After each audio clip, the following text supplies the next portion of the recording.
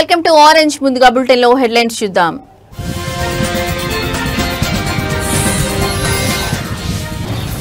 Group 1 పై Telangana high court కీలక తీర్పు. గతంలో ప్రకటించిన జనరల్ ర్యాంకింగ్ లిస్టు రద్దు.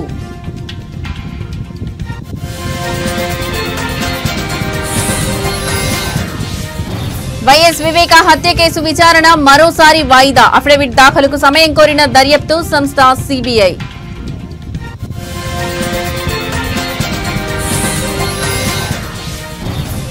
ఆల్ టైమ్ రికార్డ్ బద్దలు కొట్టిన బంగారం. చరిత్రలో తొలిసారిగా 24 క్యారెట్ల పసిడి ధర 1,10,000.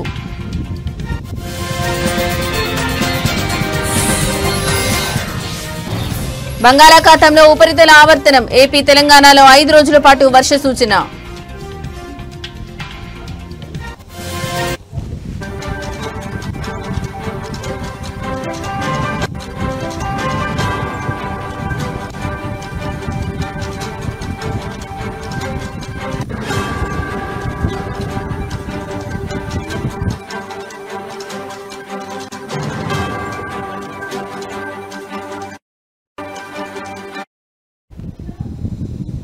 రైట్, ఇక బ్రేకింగ్ న్యూస్ చూస్తున్నాం. గ్రూప్ 1 పై తెలంగాణ హైకోర్టు సంచలన తీర్పు వెలువరించింది. గ్రూప్ 1 పిటిషన్లను కొట్టివేసిన తెలంగాణ హైకోర్టు మెయిన్స్ పరీక్ష పేపర్లను రివాల్యుయేషన్ చేయాలని టీజీపీఎస్సీకి ఆదేశం. రీవాల్యుయేషన్ ఆధారంగా ఫలితాలు వెల్లడించాలని టీజీపీఎస్సీకి ఆదేశం.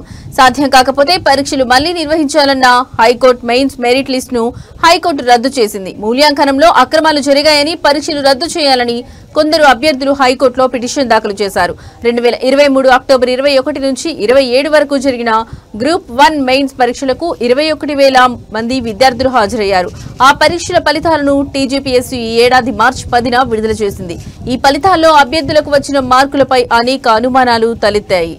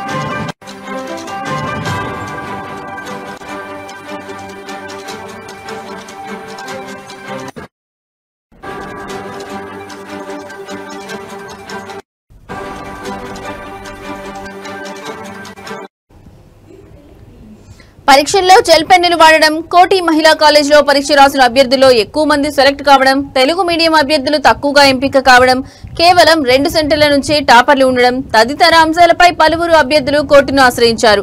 పరీక్షలు రద్దు చేయొద్దని కోర్టులో పిటిషన్ వేసిన ఉద్యోగాలకు ఎంపికైన అభ్యర్థులు ఇప్పటికే ఇరువురు పిటిషన్ల వాదనలు విన్న న్యాయస్థానం ఇవాళ తెలంగాణ హైకోర్టు మెయిన్స్ పరీక్షలు మళ్లీ నిర్వహించాలని తుది తీర్పును వెల్లడించింది. 563 గ్రూప్ 1 పోస్టుల భర్తీకి నియామక పరీక్ష నిర్వహించిన టీజీపీఎస్సీ 10th మార్చిన మార్క్స్ ను అభ్యర్థుల లాగిన్ ఐడీలకు పంపించిన టీజీపీఎస్సీ వచ్చిన మార్కులపై అభ్యంతరాలు ఉంటే రీకౌంటింగ్ కి అవకాశం ఇచ్చిన సర్వీస్ కమిషన్, మార్చి 24 వరకు రీకౌంటింగ్ కి అవకాశం ఇచ్చిన సర్వీస్ కమిషన్, ఈ ఏడాది మార్చి 30న జనరల్ ర్యాంకింగ్ లిస్టు విడుదల చేసిన సర్వీస్ కమిషన్.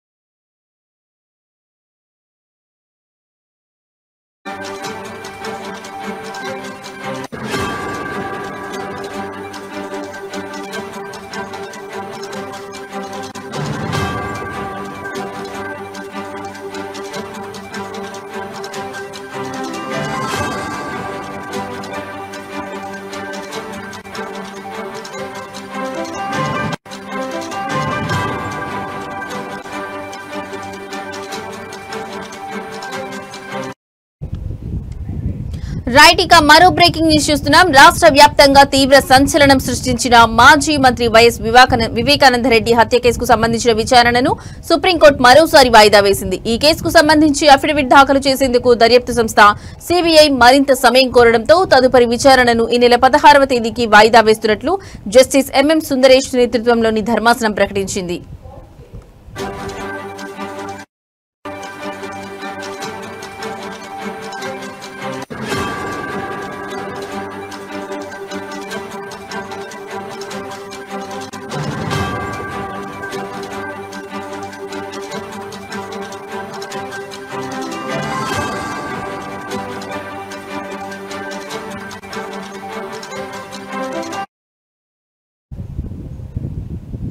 వివేక హత్య కేసులో కుట్ర కోణంపై తదుపరి దర్యాప్తు అవసరమా లేదా అనే విషయంపై స్పష్టత ఇవ్వాలని గత విచారణ సందర్భంగా సుప్రీంకోర్టు సీబీఐని ఆదేశించిన సంగతి తెలిసిందే.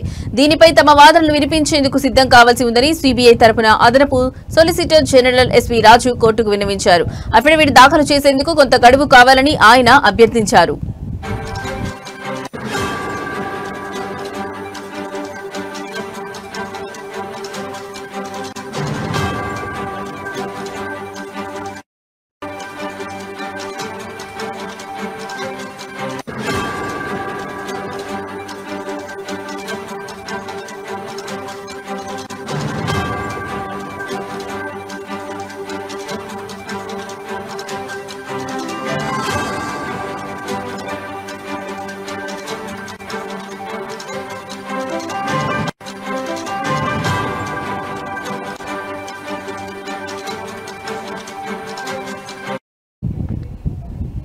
సీబీఐ చేసిన విజ్ఞప్తిని పరిగణలోకి తీసుకున్న ధర్మాసనం అందుకు అంగీకారం తెలుపుతూ విచారణను వాయిదా వేసింది. ఈ నెల 16న జరిగే విచారణలో సీబీఐ దాఖలు చేయబోయే అఫిడవిట్ కీలకం కానుంది.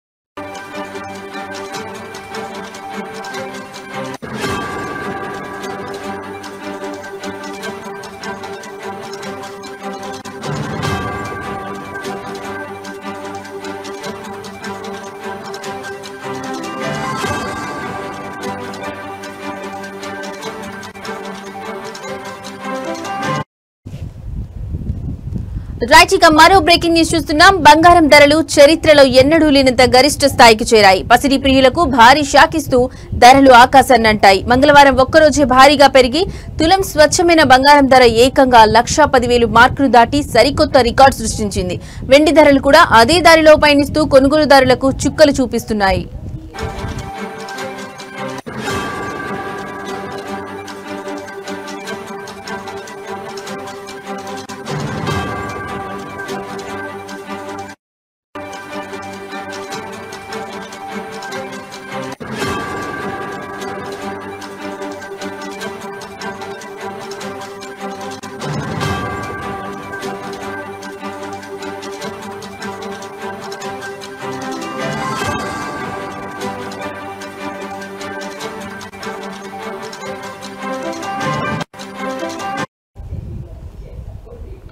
హైదరాబాద్ బులియన్ మార్కెట్ లో ఇవాళ 24 క్యారెట్ల స్వచ్ఛమైన బంగారం తులంపై 1,360 పెరిగింది. దీంతో దాని ధర 1,10,290కి చేరింది. అదేవిధంగా 22 క్యారెట్ల ఆభరణాల బంగారం ధర తులంపై 1,250 పెరిగి 1,01,000 వద్ద ట్రేడ్ అవుతోంది. ఆంధ్రప్రదేశ్లోని విజయవాడ, విశాఖపట్నం మార్కెట్లలో కూడా ఇవే ధరలు కొనసాగుతున్నాయి.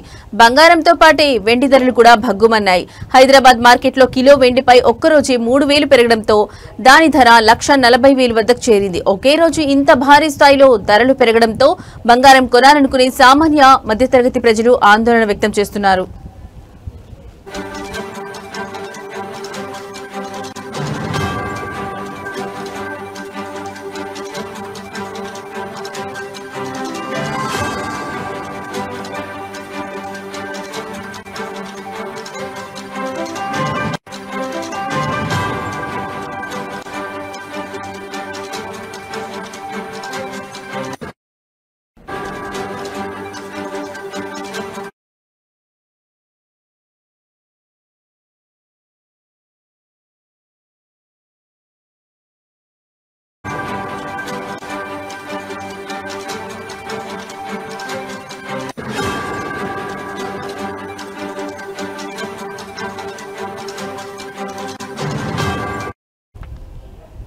రైట్, ఇక మరో బ్రేకింగ్ న్యూస్ చూస్తున్నాం. తెలుగు రాష్ట్రాల ప్రజలకు హైదరాబాద్ వాతావరణ కేంద్రం కీలక హెచ్చరిక జారీ చేసింది. బంగాళాఖాతంలో ఏర్పడనున్న అల్పపీడనం కారణంగా రానున్న 5 రోజుల పాటు ఆంధ్రప్రదేశ్, తెలంగాణ రాష్ట్రాల్లో భారీ నుంచి అతి భారీ వర్షాలు కురిసే అవకాశం ఉందని స్పష్టం చేసింది. ప్రజలు, రైతులు అప్రమత్తంగా ఉండాలని అధికారులు సూచించారు.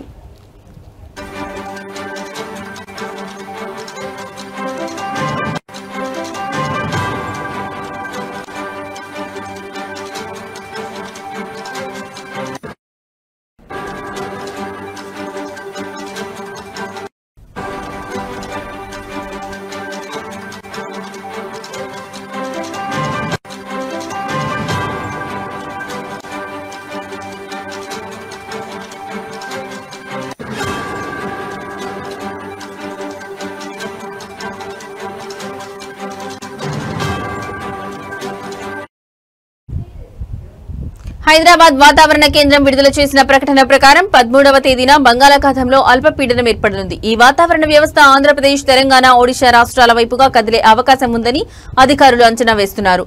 దీని ప్రభావంతో రేపటి నుంచి 15వ తేదీ వరకు తెలుగు రాష్ట్రాల్లోని అనేక ప్రాంతాల్లో విస్తారంగా వర్షాలు కురుస్తాయని తెలిపారు.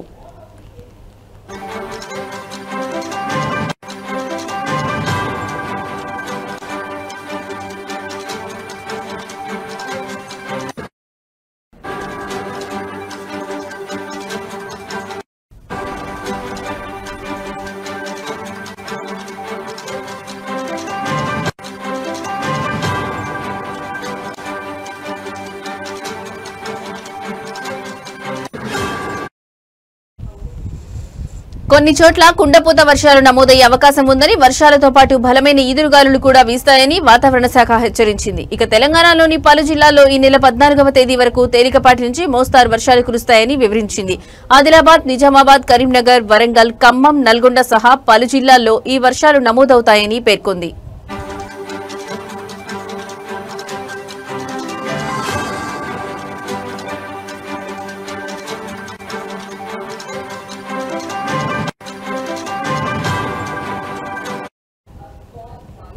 గడిచిన 24 గంటల వ్యవధిలో ఇప్పటికే వరంగల్, హనుమకొండ, ములుగు జిల్లాల్లో మోస్తరు వర్షపాతం నమోదైనట్లు అధికారులు వెల్లడించారు. వరంగల్లో అత్యధికంగా 5.92 సెంటీమీటర్ల వర్షం కురవగా కిల్లా వరంగల్లో 5.57 సెంటీమీటర్లు, గీసుకొండలో 4.50 సెంటీమీటర్ల వర్షపాతం రికార్డైంది.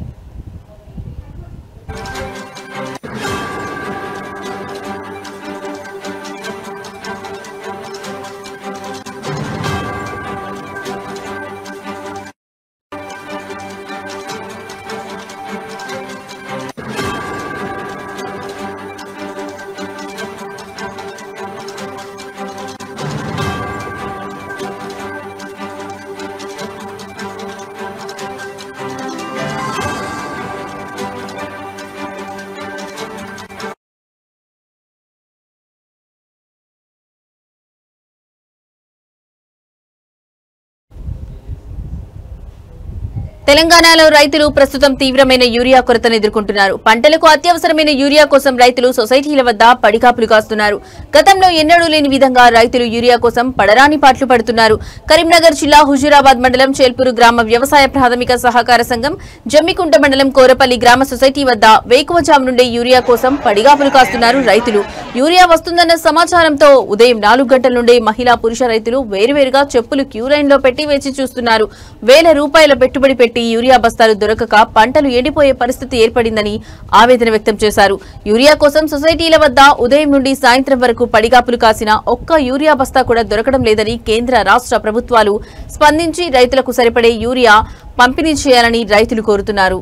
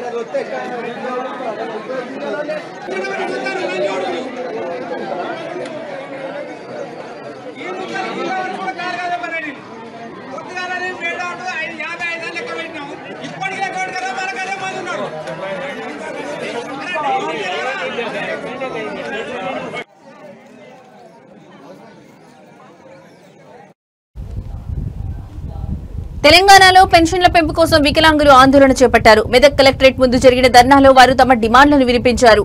ఈ సందర్భంగా వికలాంగుల హక్కుల పోరాట నాయకులు దండెళ్ల సామేల్ మాట్లాడుతూ రాష్ట్ర ప్రభుత్వం వికలాంగులను మోసం చేసిందని ఆరోపించారు. ఆంధ్రప్రదేశ్లో ఇస్తున్న విధంగా ఇక్కడ పెన్షన్లు ఎందుకు ఇవ్వడం లేదని ఆయన ప్రశ్నించారు.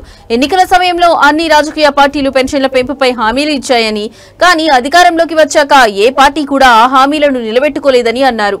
ఈ పోరాటానికి మద్దతుగా ఎంఆర్పీఎస్ జాతీయ అధ్యక్షులు మందకృష్ణ మాదిగ మాట్లాడుతూ ఇల్లు, పెళ్లి, వైద్యం, విద్య, ఉద్యోగం వంటి అంశాలపై కూడా ప్రభుత్వం దృష్టి సారించాలని అన్నారు. ఆగస్టు 24న జరిగే వికలాంగుల మహాగర్జనను విజయవంతం చేయాలని ఆయన పిలుపునిచ్చారు. మెదక్ జిల్లాలోని పెన్షన్ లబ్ధిదారులంతా నర్సాపూర్లో జరిగే సమావేశంలో పాల్గొని పోరాటానికి మద్దతు ఇవ్వాలని దండోళ్ల సామేల్ కోరారు.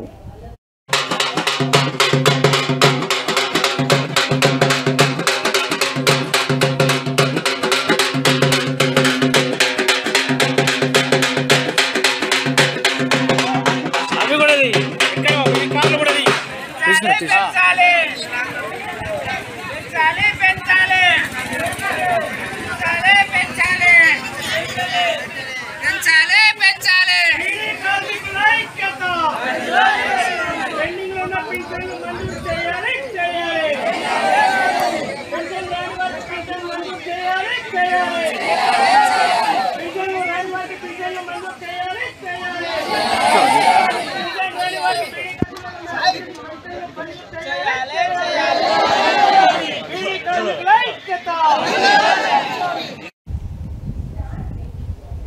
సంపూర్ణ అక్షరాస్యతతోనే దేశం అభివృద్ధి పథంలో దూసుకెళ్తుందన్నారు శ్రీకాకుళం ఎమ్మెల్యే గొండు శంకర్. శ్రీకాకుళం జిల్లా సింగుపురం జెడ్పీహెచ్ పాఠశాలలో 59వ అంతర్జాతీయ అక్షరాస్యత దినోత్సవం జరిగింది. ఎమ్మెల్యే సర్పంచ్ గుండా ఆదిత్యనాయుడు జ్యోతి ప్రజ్వలన చేసి కార్యక్రమాన్ని ప్రారంభించారు. ఈ సందర్భంగా ఎమ్మెల్యే మాట్లాడుతూ నిరక్షరాస్యత సమాజానికి పెద్ద మైనస్ అని, బడి ఈడు పిల్లలను ఎట్టి పరిస్థితుల్లోనూ బడుల్లోనే ఉంచాలని సూచించారు. చదువును మధ్యలో ఆపేసిన వారికి మళ్లీ చదువును కొనసాగించేలా ప్రోత్సహించాలన్నారు. అక్షరాస్యత ఉన్నప్పుడే మన హక్కులు విధులు అర్థమవుతాయని, అవగాహన పెరుగుతుందని చెప్పారు. వయోజనులకు విద్య అవసరం ఉందని, వారిని అక్షరాస్యులుగా చేయడం ద్వారా ప్రభుత్వ పథకాలపై అవగాహన పెంపొందుతుందని తెలిపారు. పిల్లలు చెప్పడం జరిగింది. ఒక వ్యక్తి అక్షరాస్యుడైనప్పుడు అతను కేవలం అక్షరాలు నేర్చుకోవడమే కాక కొత్త లోకాన్ని చూస్తాడు. తన గురించి, తన చుట్టూ ఉన్న ప్రపంచం గురించి తెలుసుకుంటాడు. అది కేవలం చదువు వల్ల మాత్రమే సాధ్యం. సరైన నిర్ణయాలు తీసుకోవడానికి శక్తిని పొందుతాడు. మరియు ఆర్థికంగా, సామాజికంగా ఎదిగే అవకాశాలను కూడా కల్పించుకుంటాడు చదువుకున్న వ్యక్తి. అక్షరాస్యత అనేది వ్యక్తికి స్వయం అభివృద్ధికి, ఆత్మవిశ్వాసానికి మరియు సమాజంలో గౌరవంగా జీవించడానికి అవసరమైనటువంటి సాధనం. విద్య అనేది ప్రతి ఒక్కరి ప్రాథమిక హక్కు. అక్షరాస్యత ఆ హక్కుకు పునాది. మహిళా అక్షరాస్యత పట్ల మనం ప్రత్యేక శ్రద్ధ తీసుకోవాలి. ఒక మహిళ అక్షరాస్యురాలు అయితే ఆ కుటుంబం మొత్తం విద్యావంతులు అవుతారు. అలాగే సమాజం కూడా పురోగమిస్తుంది. ఎందరో మహానుభావులు చదువును ఆయుధంగా ఉపయోగించి సమాజాన్ని వెలిగించారు. వారిలో ఒకరు డాక్టర్ బాబాసాహెబ్ అంబేద్కర్. తెలంగాణలో యూరియా కొరత రైతులను తీవ్ర ఇబ్బందులకు గురిచేస్తుంది. హనుమకొండ జిల్లాలోని పరకాల రైతు వేదిక వద్ద వెలుగులోకి వచ్చిన ఒక ఘటన ఈ సమస్య తీవ్రతను స్పష్టం చేస్తోంది. జ్వరం వచ్చినా తన చిన్నారి కూతురికి సిరప్ తాగిస్తూ ఒక మహిళా రైతు యూరియా కోసం గంటల తరబడి పడిగాపులు కాసింది. యూరియా కోసం వేచి చూడాల్సిన దుస్థితి ఏర్పడడంతో ఇంట్లో పిల్లలను ఒంటరిగా వదిలి వెళ్లలేక వారిని కూడా వెంట తెచ్చుకోవాల్సి వచ్చిందని ఆ తల్లి ఆవేదన వ్యక్తం చేసింది. ఈ దృశ్యం ప్రస్తుతం సామాజిక మాధ్యమాల్లో వైరల్ అవుతోంది. రైతులు పంటల అవసరాల కోసం తీవ్ర ఇబ్బందులు పడుతున్నారని, ప్రభుత్వాలు వెంటనే స్పందించి ఈ సమస్యను పరిష్కరించాలని నెటిజన్లు డిమాండ్ చేస్తున్నారు.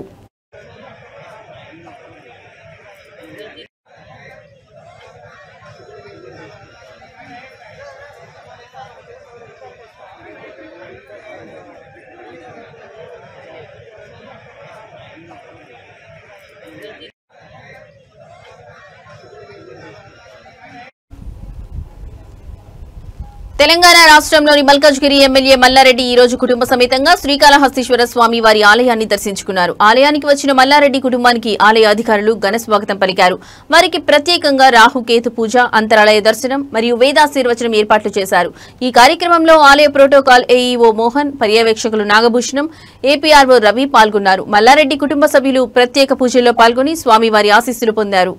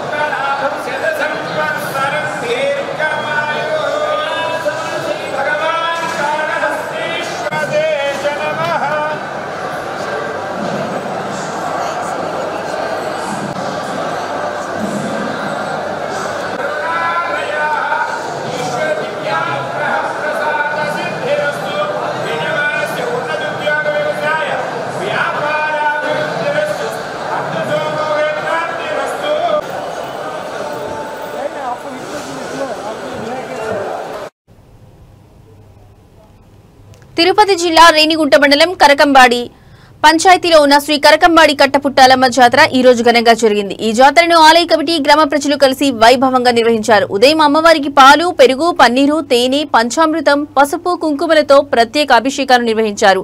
అమ్మవారిని ప్రత్యేక అలంకరణలో భక్తులకు దర్శన భాగ్యం కల్పించారు. భక్తులు పెద్ద సంఖ్యలో ఆలయానికి తరలివచ్చి అమ్మవారికి పొంగలు సమర్పించి మొక్కులు చెల్లించుకున్నారు. భక్తులకు ఎలాంటి అసౌకర్యం కలగకుండా మంచినీళ్లు, మజ్జిగ ప్యాకెట్లు పంపిణీ చేశారు.